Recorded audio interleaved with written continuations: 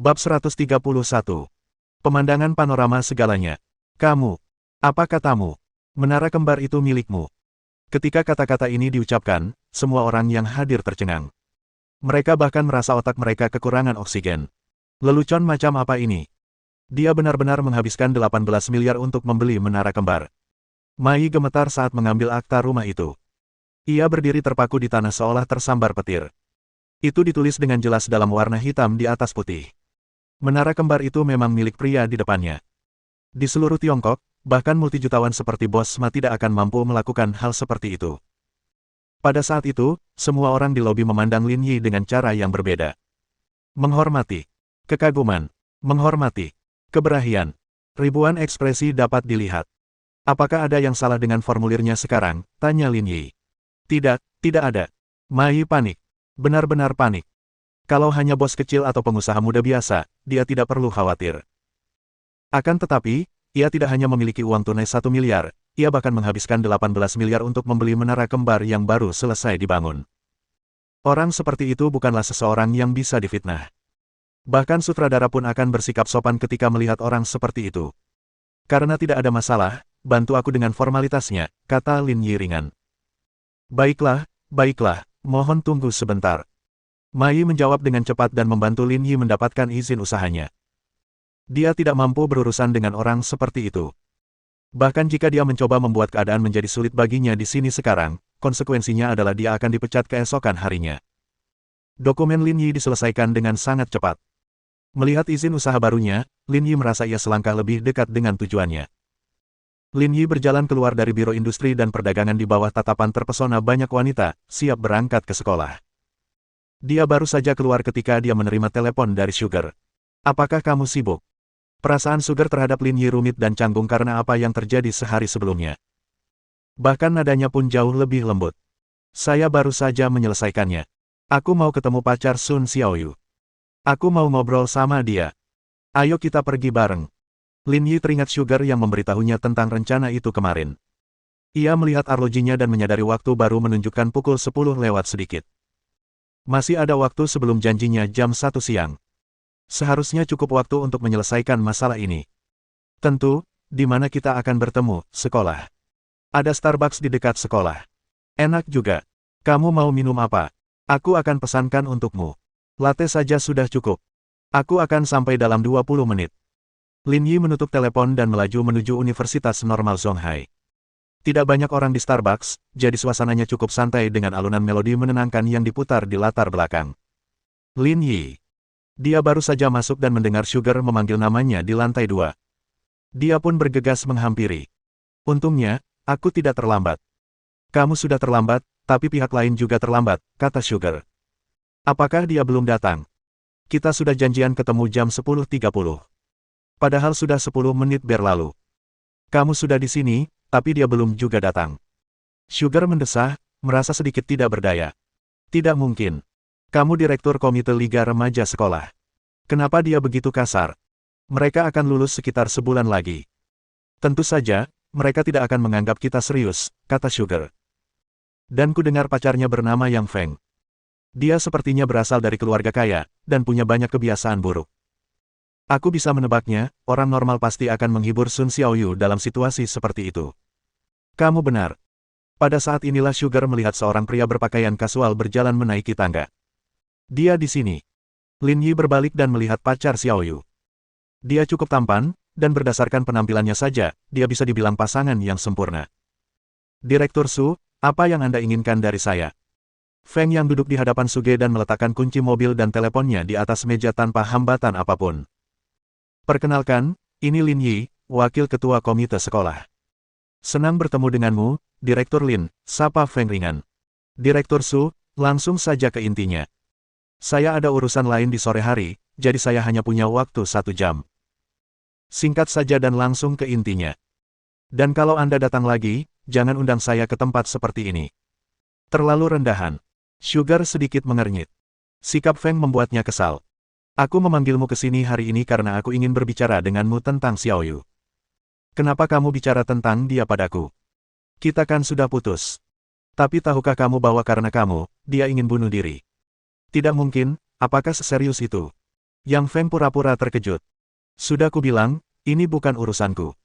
Jangan harap kita bisa balikan. Dia sudah pernah dilecehkan, dan aku tidak mau perempuan kotor seperti dia. Sugar berhenti di tengah kalimat. Lin Yi baru saja menendangnya di bawah meja. Wanita itu terlalu pemarah. Jika dia tidak menghentikannya, pasti akan terjadi pertengkaran, dan mereka bahkan tidak akan sempat membicarakannya. Sekarang ada kebebasan cinta.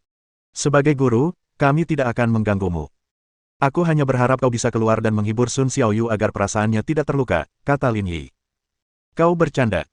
Kita sudah putus, tapi kau masih ingin aku menghiburnya, kata Feng. Dan kau sendiri yang bilang. Kebebasan mencintai itu penting sekarang. Aku tidak butuh wanita tertentu di dekatku. Aku akan cari wanita lain saja. Apa untungnya bagiku menghiburnya? Apa kau pikir waktuku gratis? Tetap saja, kalian pernah bersama sebelumnya. Apa kalian tidak punya perasaan satu sama lain? Jangan main-main, guru. Kita semua sudah tua. Bisakah guru berhenti bersikap naif? Aku malu padamu, canda Feng. Sun Xiaoyu itu si cantik di sekolah. Aku pernah bersamanya waktu sekolah dulu karena dia cantik. Aku pakai ban serep buat seks bebas, tapi aku nggak berencana untuk terus-terusan dekat dengannya. Lin Yi menyadari ada sesuatu yang salah, dan menendang Sugar lagi. Tidak bisakah gadis ini mengendalikan amarahnya sedikit? Rasanya seperti dia mau melahap seseorang. Sekalipun dia membenci bajingan, dia tidak bisa bersikap begitu kentara. Akan tetapi, sekali lagi, Yang Feng ini sedikit bajingan. Kami tidak punya hak untuk ikut campur dalam urusanmu, tapi tindakanmu agak keterlaluan, kata Lin Yi ringan. Apa hubungannya dengan kalian? Tanya Yang Feng dengan tidak sabar. Aku tidak akan datang kalau tahu kalian memaksaku melakukan semua ini. Kalian membuang-buang waktuku. Apa yang kau bicarakan? Lagi pula, kami kan gurumu. Ledakan amarah Sugar membuat semua orang di Starbucks ketakutan. Hehe, jangan terlalu serius, kata Feng. Kalau suasana hatiku sedang bagus, aku bisa panggil kamu direktur.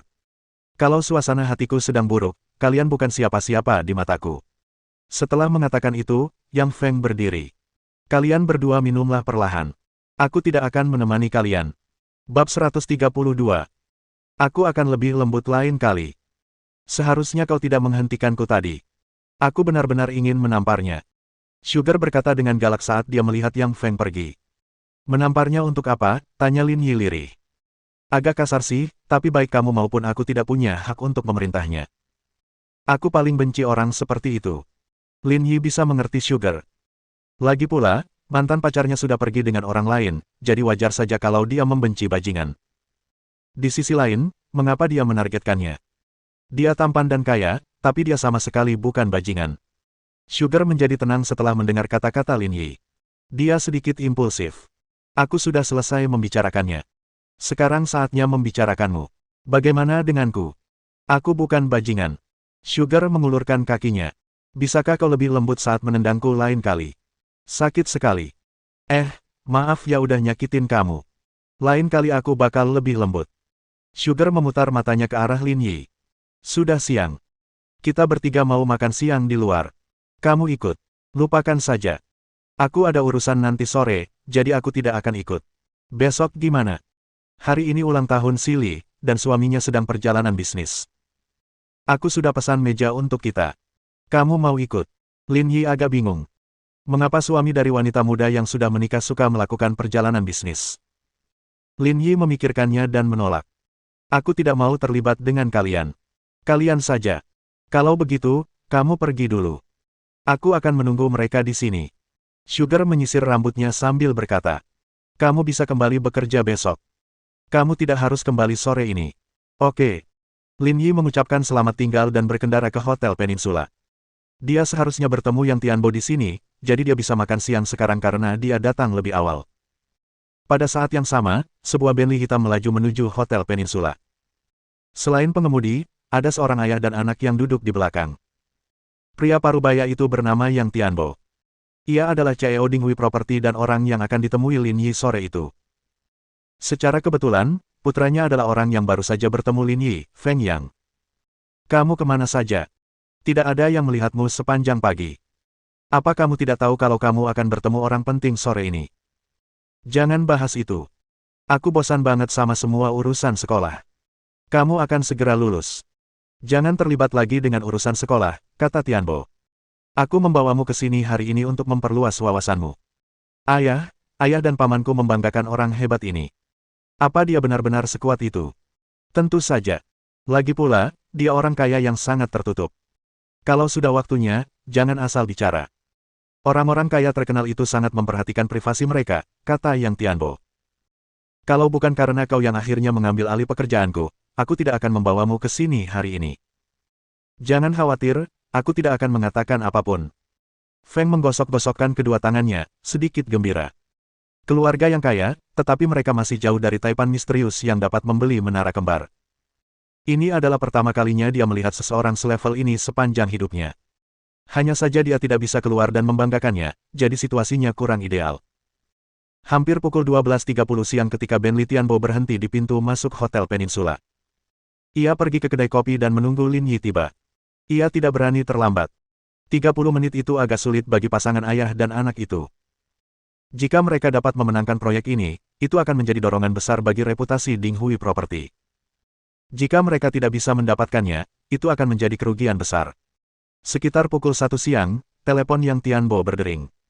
Ketika dia melihat itu adalah nomor Lin Yi, dia mengambilnya dengan gembira. Tuan Lin, saya di sini, apakah Anda di sini? Saya akan turun untuk menjemput Anda. Tidak perlu, aku sudah melihatmu. Ayah dan anak itu melihat sekeliling setelah menutup telepon, mencari Lin Yi. Wajah Feng berubah dingin saat dia melihat Lin Yi. Kau. Tianbo menunjuk hidung Lin Yi. Aku sudah di sini, tapi kau masih mengejarku. Apa kau tidak terlalu kepo? Tianbo hampir mengompol ketika melihat putranya berbicara kepada Lin Yi seperti itu. Apa yang sedang kamu bicarakan? Ayah tidak tahu, tapi nama orang ini Lin Yi, dan dia ketua komite sekolah kita. Dialah alasan aku membuang-buang waktu pagi ini, dan sekarang dia masih mengejarku ke sini setelah aku memarahinya. Dia benar-benar menghantuiku. Lin Yi juga sedikit terkejut. Ia tidak menyangka kebetulan seperti itu akan terjadi.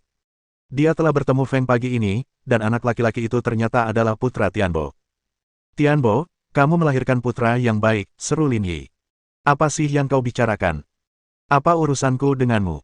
Tamparan. Sebelum dia bisa menyelesaikan ucapannya, Tianbo menamparkan wajah Feng. Kau mau mati sialan. Kau percaya aku akan membunuhmu dengan satu tamparan. Tangan Yang Tianbo sangat kuat, dan dia langsung menamparkan Yang Feng hingga jatuh ke tanah. Ayah, kenapa ayah memukulku? Dia cuma sutradara yang payah. Sekalipun aku memarahinya sedikit, ayah tidak seharusnya memperlakukanku seperti ini, kan? Persetan dengan ibumu. Sambil menunjuk hidung Yang Feng, Yang Tianbo mengumpat, orang di depanmu ini adalah Tuan Lin, yang membeli menara kembar. Kalau kau berani bicara kasar pada Tuan Lin, aku akan menghajarmu sampai mati. Yang Tianbo sangat marah hingga dia kehabisan napas. Bisnis yang awalnya berjalan baik, terancam hancur karena ulah si idiot ini.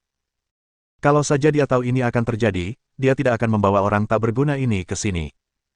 Yang Feng menutupi wajahnya dan dia merasakan jantungnya berdebar kencang seperti 1000 kuda. Ayah, apa katamu? Dia orang kaya misterius yang membeli menara kembar. Kau pikir aku akan bercanda denganmu? Tapi dia ketua komite sekolah kita. Kita bahkan baru ketemu tadi pagi, kata Feng, merasa dirugikan. Saya bekerja di sekolah untuk merasakan hidup, kata Lin Yi ringan. Sekarang kau tahu apa yang terjadi, bukan? Tianbo mengumpat. Kau pikir semua orang sepertimu. Kau hanya pergi ke bar setiap hari. Belajarlah dari Tuan Lin kalau ada waktu, atau bisnis keluargaku akan hancur karenamu. Kau pergi ke sekolah untuk merasakan hidup. Yang Feng sama sekali tidak dapat memahami tindakan Lin Yi.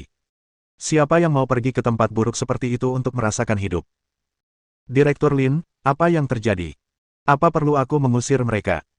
Tianlong menghampiri dan bertanya saat mendengar pertengkaran itu. Tidak perlu, aku akan mengurusnya. Tianbo dan Yang Feng tercengang.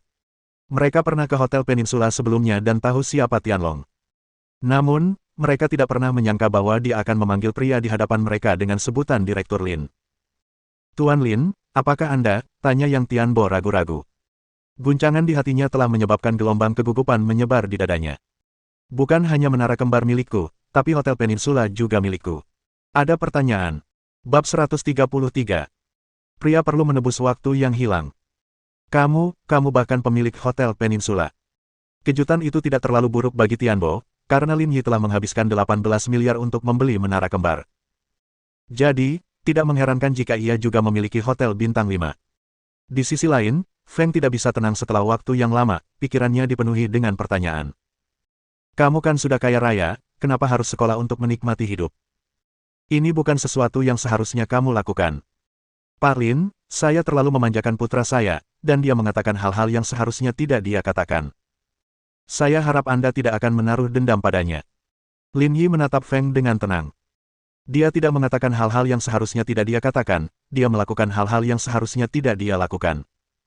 Melakukan hal-hal yang seharusnya tidak dilakukannya. Tianbo terdiam, tidak memahami makna di balik kata-kata Lin Yi. Namun, Feng tahu apa yang Lin Yi coba katakan. Lin, aku mengerti. Aku akan minta maaf pada Xiao Yu sekarang juga. Aku akan kembali padanya dan menikahinya. Kuharap kau bisa memberiku kesempatan lagi. Aku sudah menyadari kesalahanku. Lupakan saja. Sun Xiaoyu gadis yang baik. Beri dia jalan keluar. Jangan ganggu dia lagi. Yang Tianbo masih bingung. Ia siap untuk kembali dan menanyakan hal ini. Tuan Lin, saya mohon maaf atas tindakan putra saya, tetapi Anda harus percaya bahwa standar perusahaan kami tidak hanya termasuk yang terbaik di Zonghai, tetapi juga di seluruh negeri. Saya harap Anda dapat memberi kami kesempatan. Pah. Feng terus menamparkan mulutnya sambil menangis. Tuan Lin, saya tahu saya salah. Tolong beri kami kesempatan. Itu beda. Aku tidak akan mencampur adukan keduanya. Lin Yi melambaikan tangannya. Ini bukan urusanmu. Biarkan ayahmu bicara denganku. Oke. Aku tidak akan mengganggu Tuan Lin lagi. Yang Feng segera pergi, tidak berani tinggal lebih lama lagi. Setelah Yang Feng pergi, Yang Tianbo membungkuk sekali lagi, penuh ketulusan. Baiklah, tidak perlu minta maaf lagi. Lin Yi melihat informasi di Dinghui Property dan berkata dengan ringan, tapi aku sarankan kamu untuk menjaga putramu saat kamu kembali. Kalau tidak, dia akan mendapat masalah besar di masa depan. Tuan Lin benar. Saat aku kembali, aku pasti akan menjaganya. Tianbo mendesah dalam hati. Membandingkan orang lebih baik daripada membandingkan barang. Dulu, ia menganggap putranya tidak terlalu buruk. Tidak ada yang salah dengannya, kecuali sifatnya yang sedikit suka bermain-main. Namun, ketika dia melihat Tuan Lin yang kaya, Tianbo akhirnya mengerti apa perbedaannya. Ini benar-benar bangsawan elit. Perbedaan antara keduanya terlalu besar. Sekitar setengah jam kemudian, Lin Yi dan Ding Hui menandatangani perjanjian perusahaan, yang secara resmi memulai kemitraan. Tuan Lin, terima kasih atas kepercayaan Anda, kami tidak akan mengecewakan Anda dalam hal pengelolaan properti. Oke. Lin Yi mengangguk. Ucapkan saja apa yang kau lakukan. Setelah menyelesaikan makan mereka bertiga menuju sekolah bersama. Kaksu, apa tidak ada harapan sama sekali untuk Yang Feng? Tanya Song Jia. Aku jadi kesal kalau cuma ngomongin dia, kata Sugar. Dia mau lulus, tapi dia kasar banget. Dia orang kaya, dan dia suka banget sok kaya. Bukankah Direktur Lin juga pergi? Bukankah dia sudah menyelesaikannya? Tanya Silly. Kalian tidak tahu kepribadian Lin Yi. Dia sangat tenang, keluh Sugar. Itulah sebabnya dia tidak terlalu terlibat. Lagi pula, kita berdua tidak berhak memerintah Yang Feng. Dia tidak seimpulsif aku. Kau benar. Song Jia tertawa. Kaksu, apa kau tidak sadar kalau kau dan Lin Yi adalah pasangan yang serasi? Apa yang kau bicarakan, kata Sugar dengan malu. Kenapa kamu tersipu? Dering. Sugar hendak membalas ketika telepon di tasnya berdering. Tuan Lin. Direktur Su, sudah selesai makan. Yang Feng dari Departemen Manajemen ada di sini. Katanya ada hal mendesak yang ingin dibicarakan dengan Anda, kata Li Xingbang. Yang Feng ada di sini. Suara Sugar meninggi tanpa sadar. Dia merasa itu agak tidak dapat dipercaya. Dia tampak begitu tidak bahagia di pagi hari, mengapa dia ada di sini sekarang? Yah, dia cuma bilang mau cari kamu. Dia nggak ngomong apa-apa lagi. Oke, suruh dia tunggu aku di kantor. Aku akan segera sampai di gedung. Oke. Setelah menutup telepon, Song Jia dan Si Li mengelilinginya. Saudari Su, ada apa? Kenapa Yang Feng ada di sini? Aku juga tidak tahu. Sugar mengangkat bahu. Ayo kita kembali dan lihat. Mereka bertiga mempercepat langkah dan tiba di kantor bersama-sama. Begitu mereka membuka pintu, mereka melihat Yang Feng menghampiri mereka lalu membungkuk dalam-dalam pada Sugar. Direktur Su, saya minta maaf atas kejadian pagi ini. Saya kurang bijaksana. Mohon jangan dimasukkan ke hati. Suge tercengang. Apa yang sedang terjadi? Dia kesini untuk meminta maaf. Tidak perlu minta maaf. Aku gurumu. Aku tidak akan menyimpannya dalam hati. Terima kasih, Direktur Su, kata Feng. Saya sudah menyadari kesalahan saya. Saya ingin bertemu Xiao Yu sore ini. Bisakah Anda mengantar saya ke sana? Kalau saja Lin Yi tidak bicara, Feng pasti sudah pergi mencari Xiao Yu untuk kembali bersama, tapi dia tidak punya nyali untuk melakukannya sekarang. Tidak, tidak masalah. Sugar dan kedua orang lainnya saling berpandangan dengan terkejut. Mereka tidak dapat mengerti bagaimana Yang Feng bisa berubah begitu banyak hanya dalam beberapa jam. Mungkinkah ini semua perbuatan Lin Yi? Akan tetapi, dengan status anak ini, bagaimana dia bisa membuat Yang Feng tunduk? Ini sungguh menakjubkan. Lin Yi tidak tahu apapun tentang apa yang terjadi di sekolah. Dia berkendara kembali ke paviliun Jiushu setelah selesai dengan kemitraan properti. Besok adalah akhir pekan, dan pekerjaan baru akan dibuka setelah tengah malam. Dia tidak tahu kelas apa yang akan dibuka sistem kali ini, tetapi patut dinantikan. Namun, saat ini, tingkat penyelesaian pekerjaan hanya 70%, jadi mungkin ada 1 atau 2 misi lagi setelahnya. Mungkin mustahil untuk membuka kelas baru sebelumnya. Misi terakhir belum muncul. Berdasarkan riwayatnya dengan misi Didi, misi terakhir mungkin akan sedikit sulit. Tidak akan mudah untuk mendapatkan hadiah akhir. Misi sistem, selesaikan rencana pembelajaran selama 20 jam pelajaran, hadiah, 300.000 poin penyelesaian tugas. Lin Yi telah memikirkan misi utamanya sekarang, tetapi dia tidak menyangka misi itu akan datang secepat ini. 20 jam pelajaran berarti 20 kelas, dan bahkan dengan kecepatan 1 kelas sehari, masih akan memakan waktu 20 hari lagi untuk menyelesaikannya. Apalagi itu termasuk akhir pekan. Berdasarkan perhitungan ini, menyelesaikan misi ini akan memakan waktu setidaknya 1 bulan. Itu akan menjadi pekerjaan yang banyak. Lin Yi berpikir sejenak, dan dia bersiap untuk memulai pekerjaan baru. Dia akan menunggu tugas terakhirnya selesai, dan dia baru akan fokus pada hal ini ketika pekerjaan berikutnya akan segera berakhir. Pendek kata, ia harus mendapatkan pahala terakhir, dan ia tidak dapat menundanya lebih lama lagi. Keesokan paginya, Lin Yi menerima telepon dari Wang Ying. "Yi, kamu sudah bangun?" "Aku baru saja bangun," kata Lin Yi malas. "Dari suaramu, sepertinya kamu masih tidur. Apa kakak membangunkanmu?" "Tidak.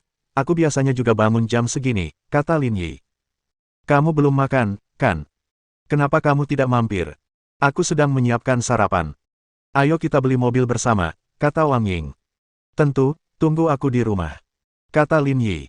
Setelah menutup telepon, Lin Yi berpakaian dan mandi. Ia mengambil kunci mobil dan pergi ke Koenigsegg RS, lalu berkendara ke rumah Wang Ying. Dong dong dong. Yang akan datang. Dia baru saja mengetuk pintu ketika dia mendengar suara Wang Ying. Pintu terbuka. Wang Ying mengenakan celemek dan piyama sutra lembut, memegang spatula di tangannya. Ia tampak seperti seorang ibu rumah tangga. "Masuklah, cepat." Wang Ying mempersilakan Lin Yi masuk. "Ada satu hidangan lagi, dan akan segera siap." "Tidak usah terburu-buru, lagi pula aku tidak ada kegiatan hari ini." "Aku tidak bisa bersaing denganmu," kata Wang Ying sambil tersenyum. "Bukankah Anda sudah memberikan proyek dermaga Wangjiang kepada Presiden Ji? Saya dengar perusahaan dan tim desain Yaluo sudah mencapai kesepakatan, dan peralatannya sudah dipindahkan ke lokasi proyek. Saya dengar konstruksinya sudah dimulai kemarin." "Itu salahku," kata Lin Yi sambil tersenyum. "Kalau bukan karena proyek ini, kurasa kalian tidak akan sesibuk ini." "Apa yang kau bicarakan? Kalau bukan karena proyekmu, perusahaan ini tidak akan bisa untung. Kita bahkan tidak akan punya gaji." Sambil berbicara, Wang Ying mengeluarkan telur goreng tomat terakhir. "Coba masakanku. Kurasa tidak lebih buruk lagi." Melihat sarapan yang mewah itu, Lin Yi berkata, "Rasanya memang enak, tapi bukankah terlalu berlebihan untuk membuat makanan semewah itu di pagi hari bersama semangkuk besar sup ginseng? Pria dan wanita berbeda. Anda harus lebih memperhatikan mereka," kata Wang Ying. "Kalau tidak, Anda tidak akan bisa melakukannya saat berusia 30-an atau 40-an. Cek, cek, cek. Wanita bersuami ini benar-benar tahu caranya memanjakan orang lain." Wang Ying tersenyum. "Aku janji akan melayanimu dengan baik di masa depan jika kau mengikutiku. Kalau begitu aku akan menantikannya." Keduanya mengobrol dan tertawa sambil menyelesaikan sarapan, lalu pergi keluar bersama. Wang Ying tampil sederhana dan kasual. Ia mengenakan gaun gelap dengan stoking berwarna nude, yang membuatnya tampak sangat serasi. "Yi, kamu ganti mobil lagi." Wang Ying terkejut saat melihat Koenigsegg di lantai bawah. Saya membeli beberapa mobil sebelumnya, dan saya mengganti mobil yang saya kendarai sesekali. Saya tidak mengerti bagaimana kalian orang kaya berpikir, tapi saya akan senang duduk di kursi penumpang. Dengan senang hati, Lin Yi berbicara saat mereka masuk ke dalam mobil. Kak Ying, apakah kamu punya persyaratan untuk mobil? Wang Ying berpikir sejenak. Saya mau yang putih. Tidak masalah asalkan cukup bagus, karena saya tidak akan bisa menyetir terlalu cepat. Pilih saja yang lebih bagus. Kalau begitu, beli saja Maserati, kata Lin Yi dengan santai. Meskipun mungkin merupakan mobil sport dengan performa terburuk, keindahan Maserati tidak dapat disangkal. Lagi pula, merek mobil sport lainnya terlalu flamboyan, sementara keindahan Maserati hanya bisa dilihat sekilas. Maserati. Kalau tidak salah, Presiden Ji pakai mobil merek ini, kan? Tanya Wang Ying. Ya, Lin Yi mengangguk. Dia membeli mobil itu karena keindahan Maseratinya. Itu tidak akan berhasil. Wang Ying langsung menolak. Anggaran saya hanya $200.000, dan hanya orang seperti Presiden Ji yang bisa mengendarai Maserati. Apa hak saya mengendarai merek yang sama dengannya? Bab 134. Siapa pemilik Koenigsegg? Dia, kamu. Masa karyawan nggak bisa beli mobil bagus? Jangan bilang begitu, kata Wang Ying. Kecemburuan seorang wanita sangat kuat. Kecemburuan. Benar, kata Wang Ying dengan tenang. Alasan aku menjadi direktur penjualan adalah berkatmu. CEO Ji pasti tahu hubungan kita tidak biasa, dan CEO Ji tidak bodoh. Dengan kemampuanku, aku jelas tidak mampu membeli Maserati. Dia pasti langsung menduga kaulah yang membelinya. Hati-hati, atau dia tidak akan membiarkanmu tidur di tengah malam. Hubungan kita tidak serumit yang kamu pikirkan, kata Lin Yi, tidak tahu apakah harus tertawa atau menangis. Kenapa kau menyembunyikannya dariku? Wang Ying menatap Lin Yi dengan misterius. Katakan padaku, apakah kau sudah mengambil darah Presiden Ji? Belum. Aku tak percaya, kata Wang Ying. Kalau begitu, tegas saja. Lin Yi terdiam. Itu bukan sesuatu yang akan dikatakan wanita. Mari kita ganti topik dan pikirkan mobilnya dulu. Nggak ada yang perlu dipikirkan. Bantu aku memilihnya saja. Aku akan mendengarkanmu. Setelah itu, Lin Yi pergi ke toko Audi. Tidak mungkin, kamu mau beli Audi, tanya Wang Ying. Audi termurah harganya lebih dari $300.000. Aku cuma punya 200.000 koin. Kamu nggak perlu keluar uang, kata Lin Yi. Waktu aku buang skutermu, aku bilang mau beliin kamu mobil baru. Sekarang saatnya aku menepati janjiku. Mana mungkin aku melakukan itu? Ini masalah besar, mana mungkin aku membiarkanmu menghabiskan uangmu sendiri. Hanya beberapa ratus ribu, bagaimana bisa disebut uang, kata Lin Yi sambil tersenyum. Dan Audinya tidak semahal yang kau kira. Ada juga yang lebih murah. Baiklah kalau begitu. Di bawah pimpinan Lin Yi, mereka berdua tiba di toko Audi. Mata wanita itu berbinar saat melihat Lin Yi masuk. Dari mana adik kecil ini berasal? Bukankah dia terlalu tampan? Halo, Tuan, apakah Anda kesini untuk melihat mobil? Resepsionis wanita itu mengabaikan Wang Ying dan berkata dengan antusias. Lin Yi mengangguk sebagai jawaban. Baiklah, silakan tunggu sebentar, saya akan menghubungi penjual untuk Anda. Resepsionis wanita menyambut Lin Yi dan Wang Ying dan memanggil seorang pramuniaga pria. Tuan dan Nyonya, izinkan saya memperkenalkan diri terlebih dahulu. Nama saya Yu Hongyang, saya konsultan penjualan senior di bengkel ini. Apakah Anda punya persyaratan khusus untuk mobil? Siapa di antara Anda yang paling sering mengemudi? Saya bisa memperkenalkan diri secara detail. Saya mengendarai mobil ini, tapi performanya tidak terlalu saya butuhkan. Saya hanya ingin membeli yang lebih bagus, kata Wang Ying gugup. Gampang, kata Yu Hongyang, mobil Audi semuanya bagus. Berapa anggaranmu? Total biaya termasuk tambahan tidak boleh melebihi $200.000. Tidak melebihi $200.000. Mendengar anggaran Wang Ying, ekspresi Yu Hongyang menjadi muram. Senyumnya menjadi sangat dipaksakan. Tidak lagi sealami sebelumnya. Baiklah, saya ada urusan. Permisi sebentar. Setelah mengatakan itu, Yu Hongyang berdiri dan berjalan menuju meja depan dengan wajah datar. Kak Yu, bagaimana? Mobil apa yang dibeli pemuda tampan itu? Belikan mobil untukku. Yu Hongyang mengumpat, membuat resepsionis wanita itu bingung. Anggaran mereka cuma $200.000. Bagaimana mereka bisa beli Audi? Mereka bahkan nggak punya kesadaran diri. Mereka memperlakukan ini seperti merek lokal, kata Yu Hongyang. Juga, izinkan saya memberitahu Anda lagi. Saya konsultan penjualan senior di toko ini. Nanti, jika Anda punya pelanggan kelas bawah seperti itu, jangan paksa mereka datang kepada saya. Model utama saya harganya lebih dari $800.000. Ini akan menghemat waktu saya. Baik, Kak Yu. Resepsionis wanita itu berkata dengan nada kesal, saya lihat mereka berdua punya temperamen yang baik, jadi saya pikir mereka orang kaya. Saya tidak menyangka mereka semiskin itu. Kamu masih belum berpengalaman. Pelajari lebih lanjut nanti dan hemat waktuku. Setelah memberi ceramah pada resepsionis, Yu Hongyang memanggil seorang pramuniaga dan menghampiri Lin Yi. Tuan, Nyonya, saya sungguh minta maaf. Ada hal lain yang harus saya urus. Saya khawatir saya tidak bisa terus melayani Anda. Ini rekan saya, Li Jing. Biarkan dia mengajak Anda berkeliling. Halo, Pak, nama saya Li Jing.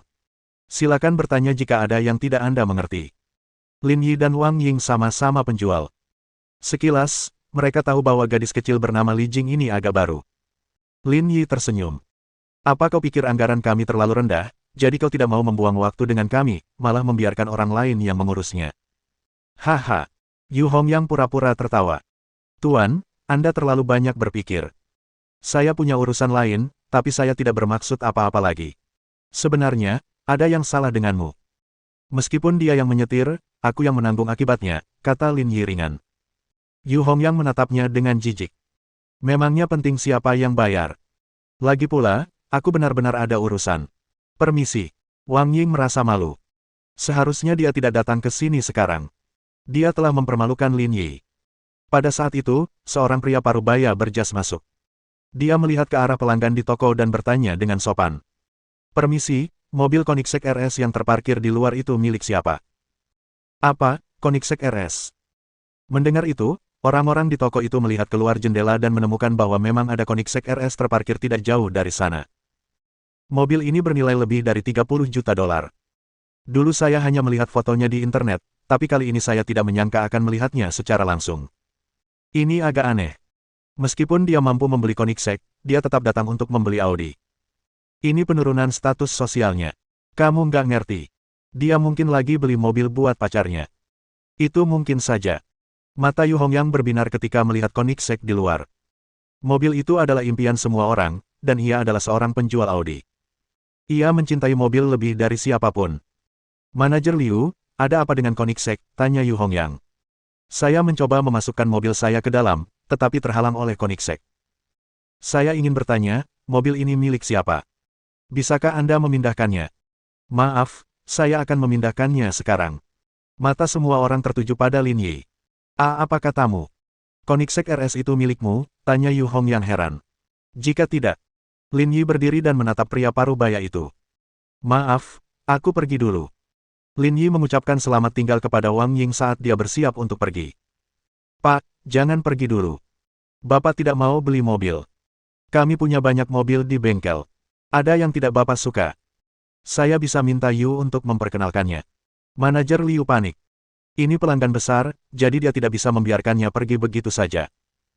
Meskipun mobil itu tidak bernilai banyak, ia harus menghargai calon pelanggan ini. Lin Yi menggelengkan kepala dan berkata sambil tersenyum, mobil yang ingin kita beli terlalu murah. Kita tidak bisa memintanya untuk memperkenalkannya. Lagi pula, dia sedang ada urusan, jadi kita tidak akan mengganggunya. Bab 135. Bab 135, apakah kau pikir aku tidak bisa menghabiskan uang yang kumiliki? Tuan Lin, Anda benar-benar pandai bercanda. Kalau Anda bisa membeli Koenigsegg saja, siapa yang akan mengeluh kalau mobil yang Anda inginkan terlalu murah, kata Liu Yuyong sambil tersenyum. Itu adalah tenaga penjualan tingkat tinggi Anda. Tidak, tidak. Tuan Lin, saya baik-baik saja sekarang. Saya akan menunjukkannya sekarang, kata Yu Hongyang sambil tersenyum. Orang-orang seperti itu akan membeli mobil senilai paling sedikit 1 juta. Dia benar-benar idiot. Bagaimana mungkin dia meremehkan orang lain dan melakukan hal seaneh itu? Tidak perlu. Lakukan saja sesukamu. Aku tidak membutuhkanmu lagi, kata Lin Yi ringan. Aku akan mencari orang lain. Aku tidak akan mengganggumu lagi. Tuan Lin, tolong beri saya kesempatan lagi. Saya sudah menyadari kesalahan saya, kata Yu Hongyang dengan wajah sedih. Lebih baik aku tidak melakukannya. Apa menurutmu aku tidak bisa menghabiskan uangku? Lin Yi pergi bersama Wang Ying dan pergi ke toko BMW di seberang jalan. Yu Hongyang, Lihat apa yang telah kau lakukan. Lepaskan lencanamu dan pergi sekarang. Kau dipecat. Wang Ying keluar dari toko dengan ekspresi bersalah di wajahnya. Yi, maafkan aku sudah mempermalukanmu. Apa masalahnya? Lin Yi tersenyum. Orang-orang zaman sekarang sangat materialistis, jadi wajar saja kalau mereka bereaksi seperti itu. Tapi kalau aku tidak bicara omong kosong, tidak akan ada banyak masalah. Ini semua salahku. Wajahmu jauh lebih berharga daripada wajahku. Apa gunanya bilang begitu? Aku tidak tahu apa-apa waktu pertama kali datang ke perusahaan. Kalau kamu tidak menjagaku selama sebulan, aku mungkin tidak akan selamat. Itu bukan apa-apa, kata Wang Ying dengan malu. Baiklah, Kak Ying, jangan terlalu formal. Ini bukan masalah besar, jangan dimasukkan ke hati, kata Lin Yi. Setelah itu, mereka pergi ke toko BMW di seberang jalan, dan Lin Yi memilih seri 7 putih untuk Wang Ying. Awalnya ia berencana membeli mobil berkualitas tinggi, tetapi Wang Ying bersikeras dan akhirnya mereka hanya membeli mobil standar. Dengan promosi saat ini, mereka hanya menghabiskan $980.000 untuk membelinya. Kalau aku bawa mobil ini ke kantor, mungkin banyak yang bakal nunjuk-nunjuk aku, canda Wang Ying. Aku malah bisa bilang aku diurusin orang kaya. Siapa peduli? Mereka semua akan iri. Mereka tidak tahan melihat orang lain punya barang bagus. Aku baik-baik saja. Aku hanya takut CEO Ji cemburu, goda Wang Ying. Dia tidak akan. Silakan saja menyetir, kata Lin Yi. Kamu juga akan punya mobil nanti, jadi lain kali aku tidak akan menyuruhmu berkeliling. Tidak. Wang Ying buru-buru menolak. Aku sudah dapat SIM 6 bulan yang lalu, jadi aku masih belum bisa menyetir sendiri. Kamu harus mengajakku latihan mengemudi kalau ada waktu. Tentu, jadwalku santai. Hubungi saja aku kapanpun kamu mau latihan. Kalau begitu aku akan merepotkanmu.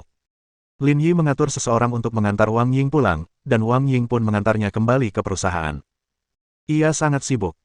Yi, terima kasih untuk mobilnya, kata Wang Ying sambil keluar dari mobil. Itu hanya mobil, jangan dimasukkan ke hati. Kemarilah. Wang Ying menunjuk Lin Yi dengan jarinya. Ada apa? Bunyi. Lin Yi terkejut. Ia menciumnya dan berkata sambil tersenyum, ini hadiah untukmu. Bukankah hadiah ini terlalu murah hati? Wang Ying membusungkan dadanya. Kalau kamu mau hadiah yang lebih besar, aku juga punya. Wang Ying keluar dari mobil sambil berbicara, membuat Lin Yi menjadi sangat marah. Dering. Ponsel Lin Yi berdering tepat saat Wang Ying pergi. Ternyata Guan Ya dari Yaluo yang menelepon. Lin Yi tersenyum. Ia tadinya ingin menghubunginya untuk sesuatu, tetapi tanpa sengaja ia malah meneleponnya. Halo, Presiden Lin, saya Guan Ya. Aku mengerti. Ada apa? Saya ingin melaporkan perkembangan tahap selanjutnya dari proyek renovasi ini kepada Anda. Saya sudah merencanakan tahap kedua. Jika Anda tidak puas, kami akan melakukan beberapa perubahan. Tentu, ayo kita bertemu saat kamu senggang. Saya bebas kapanpun Anda membutuhkan saya, kata Guan Ya bersemangat. Apakah Anda bebas hari ini, Presiden Lin? Mari kita makan malam nanti. Anda telah memberi kami proyek sebesar ini, tetapi Anda belum memberi saya kesempatan untuk berterima kasih. Baiklah, aku belum makan malam. Ayo kita makan malam bersama. Kamu bisa pesan tempatnya dan beritahu aku, kata Lin Yi. Baiklah, saya pesan dulu tempatnya. Nanti saya kirim pesan WeChat. Tidak butuh waktu lama bagi Guan Ya untuk mengirim pesan WeChat berisi lokasi makan malam di Jiangnan Spring. Lin Yi tahu tempat ini. Restoran ini berfokus pada masakan Huaiyang, dan sangat unik. Bagaimanapun, rencana makan malamnya sudah ditetapkan. Kemudian, Lin Yi tiba tepat waktu dan mendapati Guan Ya sudah ada di sana. Guan Ya berpakaian jauh lebih elegan. Gaun merah dan sepatu hak tingginya membuatnya tampak lebih hidup dan tidak terlalu garang. Lin Yi juga memperhatikan bahwa bentuk tubuh Guan Ya cukup bagus, terutama kakinya yang lurus. Lin, kau di sini. Aku sudah lama menunggumu. Di ruang pribadi, Guan Ya mengulurkan tangannya. Ini adalah pertemuan kedua mereka, tetapi ia masih sedikit gugup. Dia tidak tahu apakah pria setampan itu punya pacar. Kita semua sudah saling kenal, jadi tidak perlu bersikap sopan, kata Lin Yi. Kalau begitu, mari kita bicara sambil makan. Guan Ya memesan banyak hal, dan makan malam resmi dimulai. Tentang tahap pertama proyek renovasi, bagaimana akhirnya, tanya Lin Yi saat makan. Saya sudah bicara dengan Presiden Ji tadi siang. Berdasarkan jadwal saat ini, setidaknya butuh waktu 2 bulan. Proyek tersebut ditangani oleh Chaoyang Group, jadi Lin Yi tidak khawatir tentang kemajuannya. Kalau begitu, tahap kedua proyek ini seharusnya sudah sesuai jadwal. Aku tidak mau membuang waktu terlalu banyak, kata Lin Yi. Aku akan memberimu 400 juta lagi besok. Jangan tunda kemajuannya. Baik, Presiden Lin. Jantung Guanya berdebar kencang. Ia telah bekerja selama bertahun-tahun, tetapi baru kali ini ia melihat pesta yang begitu meriah. Ngomong-ngomong, Lin Yi, aku membawa proposal tahap kedua. Mau lihat sekarang? Lin Yi merenung sejenak. Kirim proposalnya ke emailku, nanti aku lihat lagi. Aku sedang makan sekarang, dan aku tidak bisa melihat apa-apa. Maafkan aku, Lin Yi, aku bersikap kasar. Tidak apa-apa. Lin Yi melambaikan tangannya. Oh, ada sesuatu yang aku butuh bantuanmu. Silakan, Presiden Lin, kata Guanya. Saya sudah mendirikan perusahaan bernama Lingyun Group. Bisakah Anda membantu saya mendesain logo dan membuat papan nama? Tanya Lin Yi. Ini masalah kecil, serahkan saja pada kami. Guanya langsung setuju. Bagi sebuah perusahaan desain, ini tugas yang sangat sederhana, semudah menghitung 1 plus 1 sama dengan 2. Bolehkah saya bertanya, di mana tepatnya perusahaan Direktur Lin didirikan? Menara Kembar. Lin masih sangat muda dan menjanjikan, kata Guanya. Menara Kembar baru saja selesai dibangun, dan dia sudah mendirikan perusahaan di sana. Setahu saya, itulah landmark baru Zonghai. Berhentilah memujiku, nanti aku jadi sombong. Guanya tersenyum pada Lin Yi. Dia bukan hanya kaya, tapi juga rendah hati dan rendah hati. Dia terlalu menawan. Logo grup, dan papan nama. Selain itu, apakah ada persyaratan desain lainnya? Guanya kembali ke topik utama. Dan satu lagi untuk gedung Lingyun. Pada hari pemberian hadiah, Lin Yi memutuskan untuk tidak lagi menyebut gedung itu Menara Kembar. Ia ingin menggantinya menjadi Menara Lingyun. Guanya sedikit mengernyit. Lin, ini sepertinya tidak pantas. Hah? Kenapa tidak pantas? Anda mendirikan perusahaan di Menara Kembar, tetapi Anda hanya berhak menggunakannya. Anda tidak berhak mengubah nama gedung. Hanya pemiliknya yang berhak melakukannya. Menara Kembar itu milikku. Aku baru saja membelinya secara penuh. Bab 136. Bertemu mantan pacar secara kebetulan. Peppa Lin, apa yang Anda katakan? Anda membeli Menara Kembar. Lin Yi mengambil sepotong tulang rusuk dan memasukkannya ke dalam mulutnya, bergumam. Saya baru membelinya beberapa hari yang lalu. Ekspresi Lin Yi tenang, tetapi hati Guanya kacau. Siapakah laki-laki di depannya ini, hingga memiliki kekuasaan seperti itu? Yang paling penting, bukankah dia bersikap terlalu rendah hati? Kalau orang lain, setelah melakukan prestasi yang menggemparkan itu, mereka pasti akan mempublikasikannya untuk menaikkan status sosial mereka. Akan tetapi, dia tidak mengeluarkan suara atau bergerak sedikitpun. Dia baru berusia 20-an, jadi bagaimana dia bisa memiliki temperamen yang begitu tenang? Dia dapat dengan mudah disalahartikan sebagai salah satu bos yang telah berkecimpung di dunia bisnis selama bertahun-tahun. Saya baru saja membeli 2 gedung. Jangan terlalu dipikirkan. Maaf, Tuan Lin, saya sudah bertindak keterlaluan. Ya, ayo makan sekarang. Makanan mereka lumayan enak. Asalkan Anda menyukainya, Tuan Lin. Keduanya berbicara tentang banyak hal. Mereka berdiskusi tentang pekerjaan dan hal-hal tentang kehidupan. Hal ini membuat Guanya semakin penasaran dengan Lin Yi. Ia merasa pria ini penuh rahasia. Itu sungguh memukau. Setelah membayar tagihan, mereka berdua keluar bersama. Apakah Tuan Lin sibuk nanti? Mau datang ke tempat saya? Saya pandai membuat kopi. Aku ada urusan lain nanti, jadi aku tidak akan datang ke rumahmu.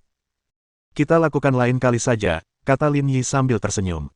Baiklah, aku tidak akan menahanmu lebih lama lagi. Sambil berbicara, Guanya melihat sekeliling. Tuan Lin, di mana mobil Anda? Saya akan mengantar Anda. Aku tidak bisa meminta seorang wanita untuk mengantarku. Aku mungkin bukan pria sejati, tapi setidaknya aku mengerti itu. Kau harus pergi dulu. Kita sama-sama diuntungkan, jadi tidak perlu terlalu formal. Guanya menyisir rambutnya ke samping. Kalau begitu, aku tidak akan bersikap formal padamu. Dia membuka pintu dan melaju pergi. Lin Yi mengantar Guanya ke mobilnya. Namun, pada saat itu, dia melihat beberapa wajah yang dikenalnya di pintu masuk restoran. Gula, Song Jia, dan Sili.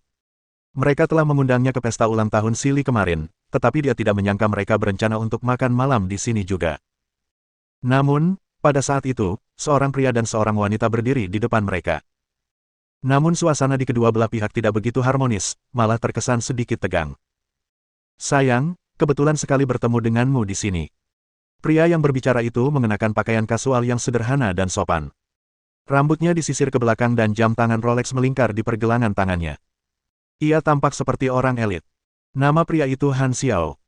Dia teman sekelas Sugar di universitas dan mantan pacarnya. Wanita di sampingnya mengenakan gaun ketat. Ia tampak seksi dan anggun. Mereka berdua saling berpegangan tangan. Mereka sangat mesra. Nama wanita itu Jiang Qi, pacar Han Xiao. Han Xiao, siapa orang ini? Namanya terdengar familiar. Mungkinkah dia mantan pacarmu? Han Xiao tersenyum canggung. Benar, itu dia. Jadi kau bajingan itu. Setelah mengetahui identitas Han Xiao, Song Jia langsung marah. Dia mengira bahwa dia tidak akan pernah bertemu orang ini lagi seumur hidupnya, dan dia tidak menyangka akan bertemu dengannya di sini hari ini. Siapa kau? Wajah Han Xiao menjadi gelap. Jika kau terus bicara tanpa kendali, percayalah padaku bahwa aku akan menuntutmu atas pencemaran nama baik. Akan kukatakan apa yang salah denganmu. Kau memang terlihat seperti anjing, tapi jauh di lubuk hati, kau bukan orang baik. Song Jia sama sekali tidak takut. Ia begitu marah hingga wajahnya memerah. Apakah kamu pantas menerima kerja keras Suster Su? Kalau bukan karena Suster Su, kamu bahkan tidak akan bisa membeli tiket pesawat ke Amerika. Sugar telah memberikan perhatian ekstra kepada Song Jia sejak mereka mulai bekerja, dan mereka seperti saudara kandung secara pribadi. Sekarang setelah dia akhirnya bertemu dengan bajingan ini, dia tidak bisa menahan rasa marahnya. Han Xiao mengangkat bahu. Kuakui dia memang membantuku waktu itu, tapi itu semua atas kemauannya sendiri. Kalau dia mau, aku bisa mengembalikan uangnya 10 kali lipat. Kita lihat saja apakah dia mau menerimanya. Lin Yi mengusap dagunya. Pria ini bukan hanya jahat. Dia seburuk yang dia kira. Omong kosong. Bahkan Qin Han tidak sehebat dia. Petui, apa kau pikir Kaksu peduli dengan uangmu yang bau itu? Baiklah, berhenti bicara, kata Sugar dengan suara rendah. Benar. Jiang Qi menyilangkan tangannya di depan dadanya dan berkata dengan arogan. Cepat kendalikan orang-orangmu. Jangan membentak orang seperti anjing gila seharian. Tamparan. Tanpa berkata apa-apa lagi, Sugar menamparkan wajah Jiang Qi. Jaga mulutmu tetap bersih. Aku bicara padamu bukan karena aku malas. Aku tidak takut padamu. Lin Yi terkejut. Wanita ini benar-benar orang yang pemarah. Dia masih harus minum lebih banyak botol misis oral liquid. Jiang Qi tertegun oleh tamparan itu, dan ekspresi puasnya berubah menjadi marah. Han Xiao, dia memukulku. Menurutmu apa yang harus kita lakukan? Gula, apa kau benar-benar gila? Han Xiao mengumpat. Apakah kamu tahu siapa dia? Siapapun dia, aku tak peduli, tapi kukatakan padamu, aku akan menjaga rakyatku, dan kau juga menjaga rakyatmu. Kau tahu sifatku. Han Xiao mengepalkan tinjunya. Kalau bukan karena Sugar yang berdiri di depannya, ia pasti sudah bertindak sejak lama. Sugar, kuharap kau bisa mengakui hubungan kita. Dulu kita pernah bersama, tapi sekarang sudah berakhir. Jangan terlalu jauh. Apa? Kamu masih mau memukulku? Tanya Song Jia. Jangan pikir aku tidak berani memukulmu hanya karena kamu seorang wanita. Baiklah, jangan ganggu mereka. Mereka cuma tikus-tikus menyebalkan. Kemudian, Jiang Qi menatap Sugar dan berkata, pantas saja Han Xiao ingin putus denganmu. Tidak ada yang menginginkan wanita sepertimu, kata Jiang Qi, kamu seperti tomboy, sama sekali tidak lembut. Han Xiao jauh lebih tenang setelah kejadian ini. Lagi pula, mereka berada di tempat umum, dan dia seorang wanita. Dia tidak bisa memukulnya. Sugar, dengarkan aku dan ubah sifat burukmu. Kalau tidak, tidak akan ada yang menginginkanmu lagi. Omong kosong, kata Song Jia. Biar ku beritahu, biar ku beritahu. Pacar Suster Su tinggi, tampan, dan kaya. Dia memperlakukannya dengan baik. Dia 10.000 kali lebih baik daripada bajingan sepertimu. Hehe, jangan bikin kami tertawa. Kau pikir aku tidak tahu sifat buruknya? Anak orang kaya generasi kedua mana yang sebodoh itu sampai memintanya jadi pacar, kata Han Xiao sinis. Kalau aku tidak bertemu dengannya di hari-hari yang lebih baik, aku tidak akan pernah bisa bersamanya. Jadi, jangan menipu dirimu sendiri. Kurasa dia cuma membual. Dia tidak punya daya juang yang kuat. Mereka bebas bicara apapun, kata Jiang Qi. Bip, bip, bip. Bunyi klakson menghentikan perdebatan mereka. Lampu depan mobil yang terang benderang membuat mereka sulit membuka mata. Bukankah itu Koenigsegg RS? Kudengar harganya lebih dari 30 juta, seru para penonton. Toko ini lumayan. Anak orang kaya generasi kedua yang begitu berpengaruh benar-benar datang ke sini untuk makan. Cepat, foto. Mobil jenis ini jarang ada. Lin Yi memarkir mobil di sebelah Sugar dan membuka pintu. Masuk ke mobil. Bab 137, hotel ini milikku, kenapa aku harus membayarnya? Lin Yi. Ketiga wanita itu hampir berteriak kaget ketika melihat Lin Yi di dalam mobil. Apa-apaan ini? Apa dia tidak mengendarai Sari? Kenapa sekarang dia mengendarai supercar? Mungkinkah dia meminjam mobil Qin Han? Kakak ipar, kamu datang di waktu yang tepat. Kami baru saja pergi setelah makan malam. Reaksi Song Jia cepat. Panggilannya sebagai kakak ipar pun mengukuhkan hubungan antara Lin Yi dan Sugar. Orang ini benar-benar pacar Sugar. Sugar tercengang. Bukan karena Lin Yi mengendarai mobil sport. Itu karena dia bersedia berdiri dan menolongnya saat ini. Sulit dipercaya, kata Song Jia bangga, hatinya dipenuhi rasa gembira. Tidak masalah mobil siapa itu, tapi Lin Yi datang di waktu yang tepat. Ia benar-benar ingin memberinya sedikit bonus. Kaksu, kakak ipar mau jemput. Kalian pergi duluan.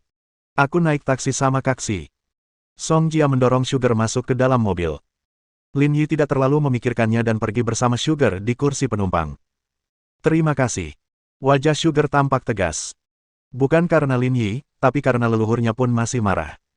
Bukan apa-apa, kata Lin Yi santai. Di mana rumahmu? Aku akan mengantarmu pulang. Aku nggak mau pulang, kata Sugar.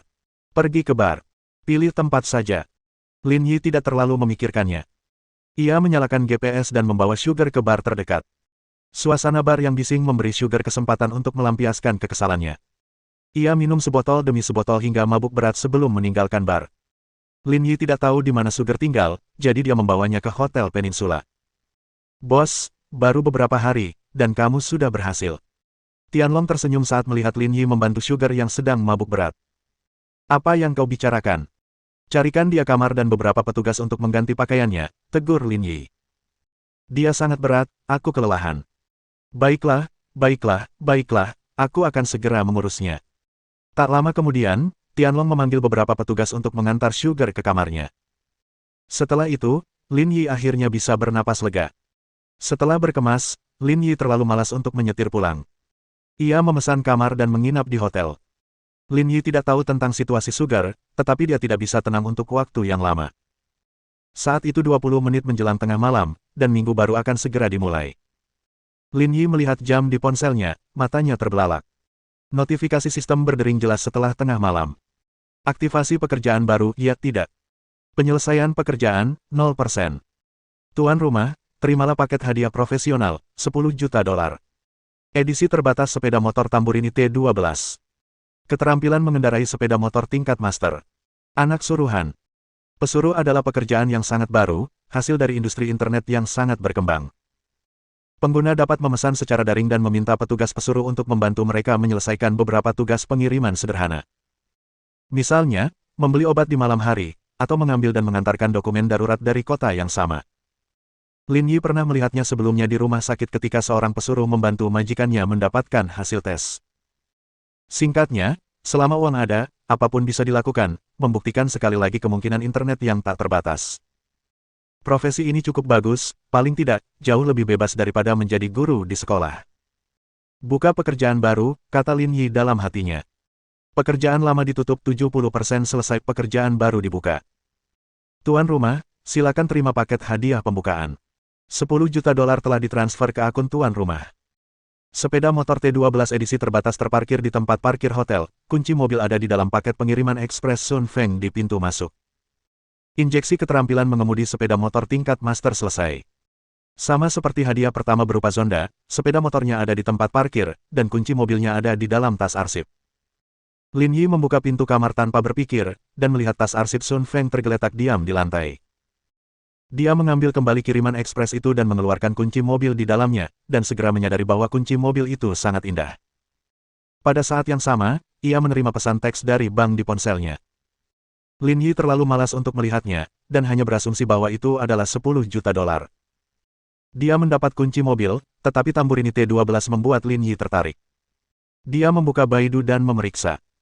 Dia tidak akan tahu kalau tidak memeriksanya. Dia terkejut. Tamburini T12 adalah karya terakhir desainer ternama Italia, Massimo Tamburini. Karena bodinya berwarna hitam, mobil ini dijuluki peri kegelapan. Harganya juga sangat mahal. Dijual seharga 6,5 juta dolar di Cina. Meskipun ada pajak yang sangat besar yang menaikkan harga aslinya sudah sangat tinggi untuk sebuah sepeda motor. Melihat tampilan motor yang berlebihan dan desainnya yang keren, Lin Yi kembali menghela napas. Sistemnya terlalu murah hati. Ini memberinya sepeda motor mahal untuk menjalankan tugas. Sistemnya hebat. Setelah tas hadiah pemula dibagikan, kelas ketiga pun dibuka. Namun, masih ada satu masalah yang harus dihadapi Lin Yi. Dia memperkirakan tugas pesuruh ini akan sama seperti dua kelas sebelumnya. Misi-misi sebelumnya tidak akan terlalu sulit, tetapi misi terakhir pasti akan sulit dan membutuhkan waktu untuk diselesaikan. Oleh karena itu, ketika pekerjaan ini berakhir, ia harus menunda pembukaan pekerjaan baru dan fokus menyelesaikan 3 misi terakhir. Tidak baik jika berlarut-larut dalam waktu yang lama. Setelah mengambil keputusan, Lin Yi sama sekali tidak mengantuk. Karena motornya sudah di tangannya, ia harus memeriksa hadiahnya dulu. Memikirkan hal ini, Lin Yi mengenakan pakaiannya lagi, mengambil kunci mobil, dan berjalan menuju tempat parkir hotel. Melihat T12 yang bernilai 6,5 juta, Lin Yi sedikit bersemangat. Meskipun ia belum pernah mengendarai sepeda motor sebelumnya, sistem menghadiahinya dengan keterampilan mengendarai sepeda motor tingkat master, jadi tidak menjadi masalah baginya untuk mengendarai benda sekecil itu. Selain sepeda motor, Lin Yi memperhatikan ada sebuah kotak di sebelah mobil. Ia membukanya dan mendapati bahwa itu adalah helm T12 custom. Lin Yi memeriksa lagi dan mendapati bahwa helm itu kini tidak lagi diproduksi dan telah menjadi mainan kolektor. Kalau dijual, nilainya paling sedikit 500.000 dolar.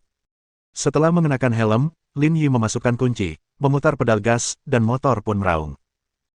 Lin Yi menyadari bahwa meskipun tidak seberharga mobil super, suara yang dihasilkannya sangat menyenangkan di telinga, memacu adrenalin setiap pria. Tidak ada seorang pun di sekitar pada malam hari, jadi Lin Yi mengendarai T12 selama lebih dari setengah jam di jalan layang di lingkar luar Zonghai. Baru pada saat itulah ia mengerti mengapa sepeda motor masih populer meskipun sudah ada mobil sport. Sensasi berpacu melawan angin bukanlah sesuatu yang dapat dibandingkan dengan mobil super. Setelah merasakan kecepatan T12, Lin Yi kembali ke hotel untuk mandi dan beristirahat. Karena tidurnya terlalu larut, ia baru bangun pukul 9 pagi keesokan harinya. Ia terbangun oleh panggilan telepon Sugar. Apakah kamu yang mengirimku kembali ke hotel kemarin? Siapa lagi yang bisa menjadi orangnya? Kamu menginap di mana? Oh, aku mengerti. Sugar menutup telepon, dan tak lama kemudian terdengar ketukan di pintu kamar Lin Yi. Pintunya terbuka, dan Sugar berdiri di depannya, berpakaian lengkap. Terima kasih, Lin Yi. Bukankah kamu sudah mengucapkan terima kasih tadi malam? Lin Yi menguap. Tunggu aku akan mandi. 10 menit kemudian, Lin Yi selesai mencuci piring dan mereka berdua pergi bersama. Kamu mau pergi kemana? Lin Yi bertanya saat dia melihat Sugar berjalan menuju meja bar. Untuk membayar, kata Sugar dengan tenang. Hotel ini milikku, mengapa aku harus membayarnya? Bab 138. Perintah pendudukan baru. Apa katamu? Hotel ini milikmu. Sugar menatap Lin Yi dengan mata indahnya, seolah-olah dia telah mendengar sesuatu yang tidak dapat dipercaya. Kalau bukan hotelku, apa kau pikir aku akan membawamu ke tempat semahal itu? Uangku tidak jatuh dari langit. Sugar tidak membantah. Kata-kata Lin Yi masuk akal. Lagi pula, daftar harga Hotel Peninsula ada di sana. Jika Hotel Peninsula milikmu, maka mobil sport dari kemarin itu juga punyaku. Lin Yi menatap Sugar. Kau tidak berpikir aku meminjam mobil itu, kan? Kamu sangat dekat dengan Qin Han, jadi kupikir itu mobilnya. Untuk apa aku meminjamnya? Dia bahkan memintaku meminjam mobil untuk dikendarai. Sugar terkejut. Qin Han yang terkenal meminta untuk meminjam mobil Lin Yi. Seberapa kaya dia? Kenapa dia tidak menunjukkan sifat aslinya di sekolah sebelum ini? Kamu sudah kaya raya, jadi kenapa kamu masih bekerja di sekolah? Untuk merasakan hidup, untuk apa lagi? Haruskah aku menunggu sampai tua dan mati? Kamu sebenarnya di sini hanya untuk merasakan hidup.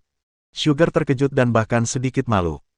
Dilihat dari situasi saat ini, identitas Lin Yi sebagai anak orang kaya generasi kedua hampir terkonfirmasi. Dia datang ke sini untuk bersenang-senang, tetapi dia selalu mengganggunya. Ini terlalu berlebihan. Lin Yi tidak terlalu memikirkannya dan masuk ke mobil bersama Sugar. Pertama, dia harus pergi ke sekolah untuk bekerja, dan kedua, dia harus melalui prosedur pengunduran diri. Dia sudah memulai karir barunya, jadi dia tidak perlu lagi meneruskan pekerjaannya di komite sekolah. Duduk di kursi penumpang Lin Yi, Sugar akhirnya mengerti mengapa begitu banyak wanita suka berada di kursi penumpang mobil sport. Bukannya nyaman, tetapi mereka menerima tatapan iri yang dapat memberikan rasa sombong yang belum pernah ada sebelumnya. Terima kasih untuk tadi malam. Apa gunanya berterima kasih? Aku cuma merasa itu nggak sepadan. Aku cuma merasa marah, seperti ada napas di perutku yang belum kukeluarkan. Aku masih terlalu tenang. Kalau aku tahu lebih awal, aku pasti sudah menamparkan mereka berdua. Dengan begitu, aku bisa melampiaskan amarahku, kata Sugar dengan nada kesal. Aku sedang makan santai, lalu aku bertemu dengannya. Sungguh malang nasibku. Lin Yi tersenyum dan tidak berkata apa-apa lagi. Wanita ini memang seekor harimau betina. Dia tidak mampu menyinggung perasaannya. Ketika Koenigsegg melaju ke kampus universitas, terdengar teriakan kaget. Para pria dan wanita di sekolah itu menatapnya dengan mata terbuka lebar. Sekolah seperti universitas ini tidak memiliki generasi kedua yang kaya raya. Siapa yang mau membawa mobil seharga lebih dari 30 juta ke sekolah ini? Lin Yi dan Sugar keluar dari mobil. Semua mata gadis langsung tertuju pada Lin Yi. Tidak mungkin, mobil ini milik Guru Lin. Dulu aku menganggapnya pangeran tampan. Aku tidak menyangka dia dewa kekayaan. Aku ingin sekali duduk di kursi penumpang mobil Guru Lin. Salahku sendiri kalau aku tidak sesukses Direktur Su. Mendengar seruan para siswa, Sugar menatap Lin Yi. Aku ingin bertanya sesuatu padamu. Apa kau tidak punya mobil sport? Kenapa kau malah naik sari ke kantor? Itu terlalu tidak pantas untuk identitasmu. Sekolah itu tempat belajar. Kalau aku naik supercar di sini, bukankah aku terlalu sok? Apa aku terlihat seperti orang yang sangat terkenal di matamu? Kau benar. Sugar mengangguk, setuju dengan pendekatan Lin Yi. Jarang sekali melihat kerendahan hati seperti itu dari generasi kedua yang kaya. Lalu kenapa kamu bawa mobil ini ke sini hari ini? Apa karena kamu nggak sempat ganti mobil? Saya di sini untuk mengemasi barang-barang saya dan mengundurkan diri, jadi saya tidak peduli jenis mobil apa yang saya kendarai, kata Lin Yi. Apa katamu? Kamu mau mengundurkan diri? Mendengar ini, Sugar meninggikan suaranya dan menatap Lin Yi dengan bingung. Kenapa kamu mau mengundurkan diri? Bukankah sudah kubilang sebelumnya? Aku datang ke sini untuk merasakan hidup. Setelah merasakannya, saatnya aku pergi. Lin Yi tersenyum. Lagi pula, kau selalu membenciku. Kau akan senang jika aku pergi. Sugar tetap diam, menyesali perbuatannya. Lin Yi, maafkan aku. Kuharap kau bisa menerima permintaan maafku. Aku tidak sesempit itu. Aku hanya penasaran. Kita belum pernah bertemu sebelumnya, jadi kenapa kau selalu mengincarku? Sugar ragu-ragu sejenak, lalu menceritakan kepada Lin Yi semua yang terjadi seminggu yang lalu di depan toko barbeque. Benarkah? Kau memanggilku bajingan karena itu, canda Lin Yi. Bukankah itu sudah jelas, kata Sugar dengan nada kesal. Tapi sekarang setelah kupikir-pikir, apa yang kulakukan sungguh ekstrim, jadi aku minta maaf. Biar ku jelaskan, aku tidak melakukan apa-apa. Orang itu temanku. Dia hanya mabuk, tapi aku jelas tidak melakukan apapun padanya. Dan aku tidak pergi ke apotek untuk membeli sesuatu yang berdosa. Aku membeli obat anti alkohol dan beberapa minuman bernutrisi. Coba pikirkan. Dengan penampilan dan uangku, apa kau pikir aku perlu membuat seorang wanita mabuk untuk membawanya ke hotel? Percayakah kau bahwa yang perlu kulakukan hanyalah mengucapkan satu kata, dan semua mahasiswi di universitas akan mengantre menungguku di hotel? Sugar tampaknya telah tercerahkan, dan dia tampak jauh lebih sadar. Seperti yang dikatakan Lin Yi, dengan kondisinya, dia sebenarnya tidak perlu melakukan hal seperti itu. Lagi pula, perempuan yang ditemuinya hari itu tidak secantik peri sehingga ia rela melakukan apa saja untuk mendapatkannya. Perempuan itu telah salah paham. Pikirkan juga. Situasi tadi malam sangat mirip dengan 7 hari yang lalu, kan? Kamu juga mabuk dan aku mengirimmu ke hotel. Apa yang kulakukan padamu saat itu? Apa yang kau bicarakan? Wajah Sugar memerah. Aku tahu aku salah. Jangan merendahkan dirimu sepertiku. Bukankah ini sudah cukup? Sudah kubilang aku tidak picik. Lupakan saja masa lalu. Lalu, apakah kamu masih bisa membawaku dalam permainan di masa mendatang? Bagaimana bisa? Kau lemah sekali. Siapa yang berani menggendongmu? Kalau bukan karenamu, aku pasti sudah jadi yang teratas sekarang. Aku memang agak lemah, tapi jangan bicara seperti itu tentangku, kata Sugar dengan nada meremehkan. Oh ya, apa yang akan kamu lakukan setelah keluar dari pekerjaanmu? Apakah kamu akan terus menikmati hidup? Lin Yi mengangguk. Aku akan menjadi pesuruh. Aku akan bekerja dengan santai dan bebas. Tidak mungkin. Orang sepertimu mau jadi pesuruh. Itu tidak pantas untukmu. Kamu tidak mengerti penderitaan dunia manusia. Aku benar-benar tidak mengerti. Sugar tersenyum licik. Tapi karena kamu akan menjadi pesuruh, bolehkah aku memesan sesuatu darimu nanti? Bisakah kamu tidak tersenyum seperti itu? Aku hanya mau jadi pesuruh, kenapa kamu bertingkah seperti itu? Sugar tertawa. Kemudian, Sugar membawa Lin Yi ke Departemen Sumber Daya Manusia untuk menyelesaikan prosedur, yang memungkinkannya secara resmi mengundurkan diri dari pekerjaannya sebagai sekretaris komite sekolah. Setelah berhenti, Lin Yi kembali mengemasi barang-barangnya. Setelah mengetahui pengunduran diri Lin Yi, orang-orang di kantor sangat enggan berpisah dengannya. Namun, Sugar tidak mengungkapkan identitas Lin Yi. Lagi pula, ia tidak ingin menjadi pusat perhatian. Song Jia juga mengusulkan untuk mengundang Lin Yi makan malam, tetapi dia ditolak. Mereka bertemu secara tak sengaja. Mereka bisa saja berpisah begitu saja. Setelah mengemasi barang-barangnya, Lin Yi baru saja meninggalkan kampus ketika dia menerima telepon dari Zhao Qi. Guru Lin, kenapa Anda berhenti dari pekerjaan Anda? Apakah ada yang membuat Anda tidak puas? Katakan saja, saya akan membela Anda. Ini bukan seperti yang kau pikirkan, kata Lin Yi sambil tersenyum. Saya datang ke universitas untuk merasakan hidup. Setelah menjalaninya, saatnya saya pergi dan mempersiapkan pekerjaan baru. Kalau begitu, kamu tidak perlu berhenti kerja, kamu bisa ambil posisi sementara saja. Sekolah tetap akan memberimu gaji yang lebih tinggi. Bagaimana? Saya akan tetap memegang jabatan wakil kepala sekolah kehormatan. Kalau ada apa-apa di sekolah, selama saya bisa, saya pasti akan membantu. Zhao Qi menghela napas lega. Kalau begitu, terima kasih banyak, Guru Lin. Atas nama 7.800 mahasiswa Universitas Normal Zonghai, saya ingin mengucapkan terima kasih yang sebesar-besarnya. Sama-sama, Kepala Sekolah Zhao. Ini semua bagian dari tugas saya. Setelah percakapan singkat dengan Zhao Qi, Lin Yi berkendara kembali ke Hotel Peninsula. Saat itu sudah tengah hari dan dia siap untuk menyelesaikan masalah berikutnya. Anda memiliki pesanan baru, harap perhatikan. Bab 139. Terlalu sedikit, bukan? Lin Yi baru saja selesai makan ketika dia menerima pesanan. Aku baru daftar tadi malam, dan kamu sudah di sini. Nggak terlalu cepat, kan? Dia membuka teleponnya dan melihat isi pesanan. Dia seharusnya pergi ke Magic Music Store dan membeli dudukan musik untuk piano. Selain itu, ada juga harga dan modelnya. Dia tinggal membelinya sesuai model yang tertera. Namun, ia harus membayar pelanggan di muka dan menerima pembayaran kembali setelah barang dikirim. Bagi Lin Yi, ini hanya masalah kecil. Berkat kebijaksanaan Sage, Lin Yi juga memiliki pengetahuan tentang piano. Yang disebut dudukan musik sebenarnya mirip dengan dudukan telepon, tetapi yang ini untuk piano. Lin Yi mencari lokasi Magic Music Store di ponselnya dan bersiap untuk mulai bekerja.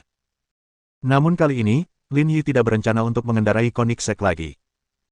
Dia punya sepeda motor edisi terbatas seharga 6,5 juta dolar. Baunya enak, ya. Lin Yi keluar dari Hotel Peninsula setelah makan lengkap. Saat itu, beberapa orang berdiri di depan motor Lin Yi, menunjuk-nunjuk dan mengumpat. Ia tidak tahu apa yang sedang terjadi. Apa-apaan ini? Motor rusak itu sampai berhenti di sini. Aku bahkan tidak punya tempat parkir. Pria yang berbicara adalah Chang Dejun. Ia berusia sekitar 40 tahun dan mengenakan setelan jas hitam. Ia tampak seperti pria sukses. Sambil mengumpat, dia melihat sekelilingnya seolah mencari tempat parkir lain. Para kurir itu keterlaluan. Tempat parkir Hotel Peninsula sangat sempit, tapi mereka malah memarkir motornya di sini. Dia tidak tahu malu. Yang berbicara adalah seorang perempuan dengan riasan tebal. Ia mengenakan rok mini dan sutra hitam, dan wajahnya penuh penghinaan. Gaya motornya lumayan. Seharusnya bukan motor pengantar barang. Mungkin motornya para penggemar motor. Aku paling benci orang-orang yang naik motor. Mereka tidak mampu beli mobil bagus, jadi mereka naik motor rusak di jalan seharian, dan menyebutnya sentimental. Itu bikin aku mual. Aku juga benci orang-orang mesum itu. Mereka membuat motor rusak seperti pusaka keluarga. Mereka mencuci atau membersihkannya seharian. Menyebalkan melihatnya, gerutu Chang Dejun. Sayang, apa yang harus kita lakukan sekarang? Sepertinya kita belum menemukan tempat parkir untuk saat ini. Aku tidak sabar. Chang Dejun menyentuh pantat wanita itu dan berkata sambil tersenyum. Bajingan kecil, kenapa kau lebih tidak sabaran dariku? Ini semua gara-gara kamu. Kalau kamu nggak cepat, airnya bakal banjir, kata perempuan itu dengan lembut. Jangan khawatir. Masalah kecil ini tidak akan menghentikan saya. Saya orang yang mampu membayar. Setelah mengatakan itu, Chang Dejun mengeluarkan uang $200 dari dompetnya dan berkata kepada orang-orang yang lewat di pinggir jalan. Ada yang mau bantu? Saya akan bayar $100 untuk siapapun yang bisa membawa motor ini. Mendengar ada uang yang bisa dihasilkan, mata orang-orang yang lewat berbinar. Tuan, apakah Anda yakin akan memberi kami $100 hanya untuk mengambil sepeda motor itu? Tentu saja. Chang Dejun menunjuk mobilnya sambil perutnya yang besar bergoyang. Saya mengendarai Audi A8 seharga lebih dari $1 juta. Apa menurutmu orang dengan status sepertiku akan berbohong? Oke. Kami akan membantumu membawanya pergi. Kedua pejalan kaki itu mengerahkan segenap tenaga mereka untuk membawa sepeda motor Lin Yi ke pinggir, sehingga tempat parkir itu kosong. Chang Dejun kemudian memarkir mobilnya di dalam. Sayangku, kamu hebat sekali. Kamu benar-benar punya ide seperti itu. Lihat, inilah kekuatan uang. Chang Dejun berkata dengan bangga. Kalau kita parkir di pinggir jalan, kita akan didenda $100 plus 3 poin. Ini jauh lebih berharga daripada $200. Alasan kita kaya adalah karena kita tahu caranya bersikap fleksibel. Di sisi lain, mereka yang naik motor akan selalu miskin. Chang Dejun sangat senang. Dia sudah mengobrol dengannya selama lebih dari setengah bulan, dan baru membuat janji temu hari ini. Demi pamer, ia bahkan sengaja menyewa Audi A8. Ia tak menyangka hasilnya akan sebagus itu. Saat melihat mobil yang dikendarainya, ia langsung jatuh cinta. Sekarang dia punya kesempatan bagus untuk pamer, dia mungkin tidak akan meninggalkannya. Ya, itu bagus. Aku suka pria sukses sepertimu. Baiklah, kita sudah membuang banyak waktu. Ayo masuk, kata Chang Dejun sambil tersenyum. Ya, aku tidak sabar lagi. Wanita itu memandangi motor Lin Yi. Bah, motor sampah. Buang-buang waktu saja. Chang Dejun berjalan mendekat dan menendang sepeda motor Lin Yi hingga terjatuh ke tanah. Meski tidak ada kerusakan berarti, catnya tergores. Sebelum pergi dia tidak lupa memarahi. Aku akan memberimu pelajaran sialan hari ini. Mari kita lihat apakah kau berani berhenti di sini lagi. Setelah dimarahi, amarah keduanya pun sebagian besar hilang, dan mereka berjalan menuju hotel dengan gembira. Namun, mereka hanya berjalan beberapa langkah sebelum melihat Lin Yi menghalangi jalan mereka. Ada apa denganmu? Anjing yang baik tidak akan menghalangi jalanku. Minggir, geram Chang Dejun. Kau menendang motorku dan kau ingin pergi begitu saja. Apa kalian berdua sedang bermimpi? Tanya Lin Yi tanpa ekspresi. Jadi motor rusak ini milikmu. Chang Dejun mencibir. Hari ini aku akan memberimu pelajaran. Jangan parkir sembarangan di masa depan. Tendangan ini ringan, tapi lain kali aku akan menghajarnya. Keren banget. Hancurkan sekarang juga kalau berani. Lin Yi tersenyum. Apa, kau pikir aku tidak berani? Kalau kamu benar-benar berani, lakukan saja. Tak perlu omong kosong. Tapi pertama-tama, aku ingin bilang, kamu harus pikirkan dulu apakah kamu sanggup. Sial, bukannya itu cuma motor rusak. Audi A8 ku bisa beli 100 motor rusak kayak gini. Aku sudah bilang apa yang perlu kukatakan. Kalau kamu benar-benar punya nyali, hancurkan saja. Coba kulihat bagaimana kamu bisa membeli 100 motor ini. Sialan, kau pikir aku tidak punya nyali. Setelah mengumpat, Chang Dejun membuka bagasi mobilnya dan mengeluarkan sepasang kunci Inggris, membantingnya ke sepeda motor Lin Yi. Setelah lebih dari 10 pukulan, bahkan pipa knalpotnya terlepas, dan dia berhenti terengah-engah. Lihat. Sepedamu benar-benar keren hari ini. Kamu yakin? Aku yakin. Lin Yi tersenyum dan mengacungkan jempolnya. Kepalamu memang terbuat dari besi. Asalkan kau yakin, kata Chang Dejun dengan angkuh. Kemudian, ia mengeluarkan setumpuk uang $100 dari dompetnya. Jumlahnya setidaknya $2.000. Bawa saja untuk memperbaiki motormu. Aku punya banyak uang. Aku berbeda dari kalian yang malang yang naik motor. Kurasa aku masih punya banyak uang. Malam ini, aku akan menambahkan paha ayam ke makananku untuk menyegarkan tubuhku. Sayangku, kau hebat. Kau menaklukkannya dengan mudah. Mari kita lihat apakah dia berani memarkir sepedanya sembarangan di masa depan. Keinginan Anda untuk memberi saya kompensasi cukup proaktif, tetapi yang ingin saya katakan adalah bahwa uang ini tampaknya tidak cukup untuk membayar saya kembali. Tidak cukup. Chang Dejun tertawa dingin, apa, kau masih mau menipuku? Begini saja, aku sudah melihat banyak motor murahan seperti milikmu. Harga pasarannya jelas tidak lebih dari $10.000. Aku sudah memberimu $2.000, dan itu sudah harga yang sangat tinggi. Jangan terlalu tak tahu malu. Ya, jangan coba-coba menipu di usia semuda ini. Kalau tidak, kami akan melaporkanmu ke polisi, kata wanita itu. Kalian tidak pantas membuatku melakukan hal seperti itu, kata Lin Yi ringan. Kamu mungkin tidak tahu, tapi motorku Tamburini T12. Termasuk bea cukai, motor itu dijual seharga $6,5 juta di Tiongkok. Sekarang, catnya tergores dan knalpotnya copot, tapi kamu cuma bayar $2.000. Rasanya kurang. Bab 140, bagaimana kau tahu aku belum berlatih sebelumnya? Semua orang tercengang ketika mendengar itu. Apa katamu? Motor ini harganya 6,5 juta. Lin Yi mengangkat bahu. Kalau nggak percaya, cari aja di internet. Mereknya Tamburini T12. Keduanya tercengang. Mereka segera mengeluarkan ponsel dan mulai memeriksa harganya. Pada saat yang sama, orang-orang yang lewat di samping mereka tidak dapat menahan diri untuk tidak mengeluarkan telepon genggam mereka karena penasaran. Namun, setelah beberapa detik, ekspresi mereka membeku. Mereka semua menatap sepeda motor di tanah dengan linglung. Harganya jelas tertera di internet. Motor ini memang harganya 6,5 juta. Terlebih lagi, model ini merupakan edisi terbatas dan memiliki nilai kolektor yang sangat tinggi. 6,5 juta sudah merupakan harga yang sangat rendah. Bukankah kamu bilang kamu bisa membeli lebih dari 100 motor ini dengan harga Audi A8-mu? Ini pertama kalinya aku melihat A8 yang bisa terjual lebih dari 100 juta, kata Lin Yi sambil tersenyum. Wajah kedua orang itu menjadi pucat, dan mereka hampir mengompol. Mereka tidak pernah menyangka sepeda motor itu akan bernilai begitu mahal. Bro, ayo kita bicarakan ini baik-baik. Kita sebenarnya tidak sengaja. Lin Yi, kepalamu ditendang keledai. Kamu membanting motorku pakai kunci Inggris dan bilang itu bukan disengaja. Tidak, aku salah bicara.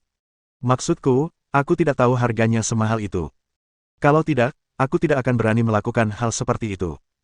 Chang Dejun tergagap saat keringat dingin membasahi pakaiannya.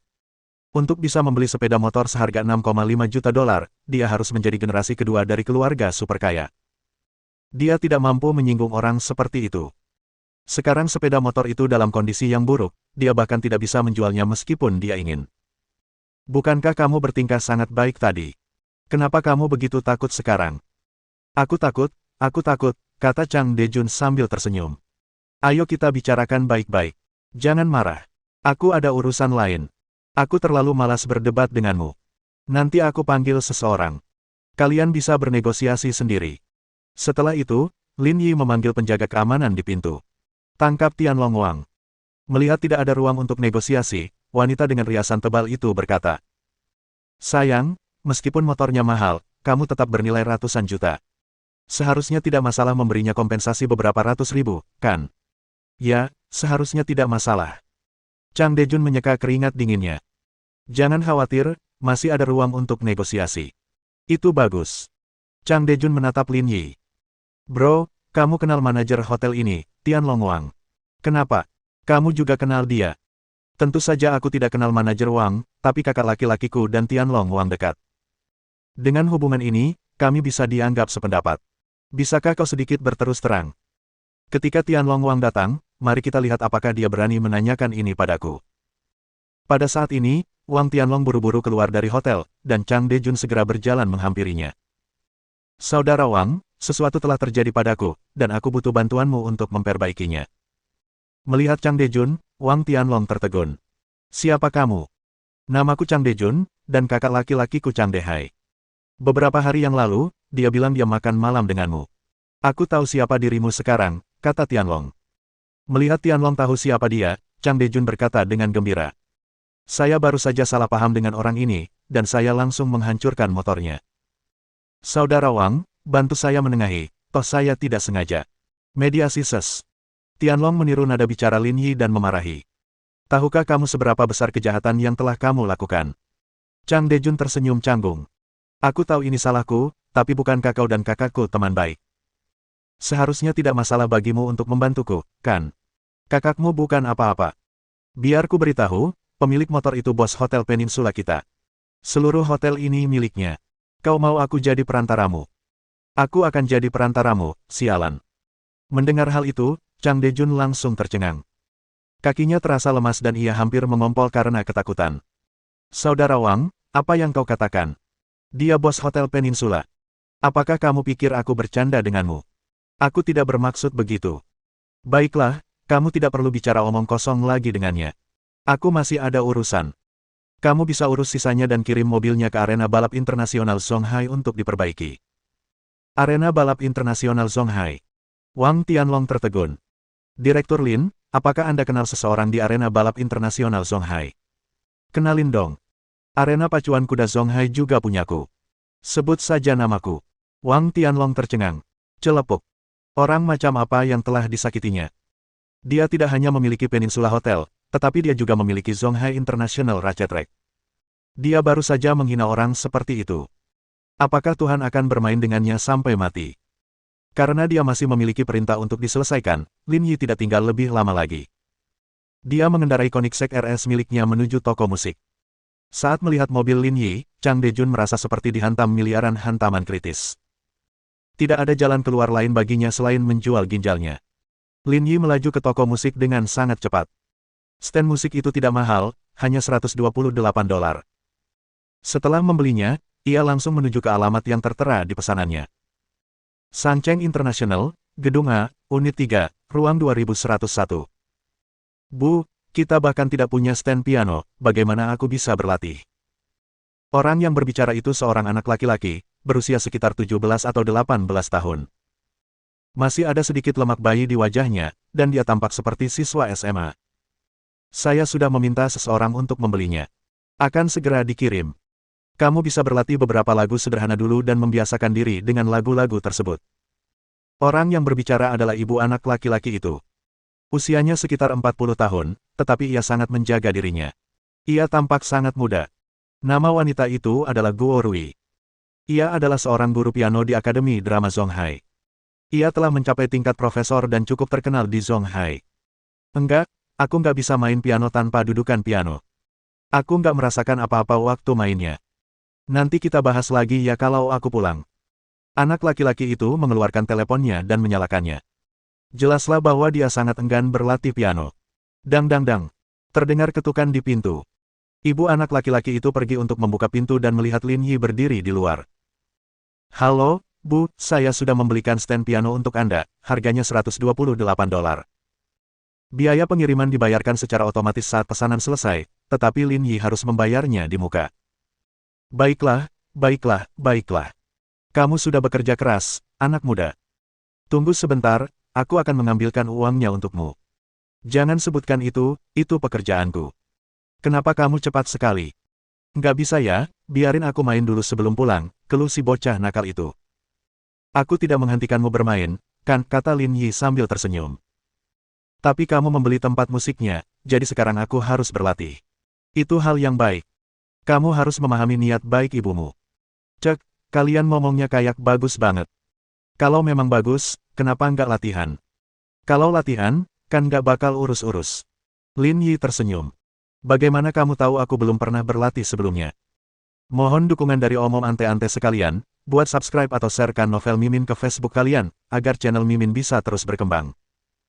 Dengan begitu, Mimin bisa lebih semangat untuk up novel seru lain ke depannya. Buat teman-teman yang sudah subscribe dan sharekan novel Mimin, Mimin ucapkan terima kasih sebanyak-banyaknya.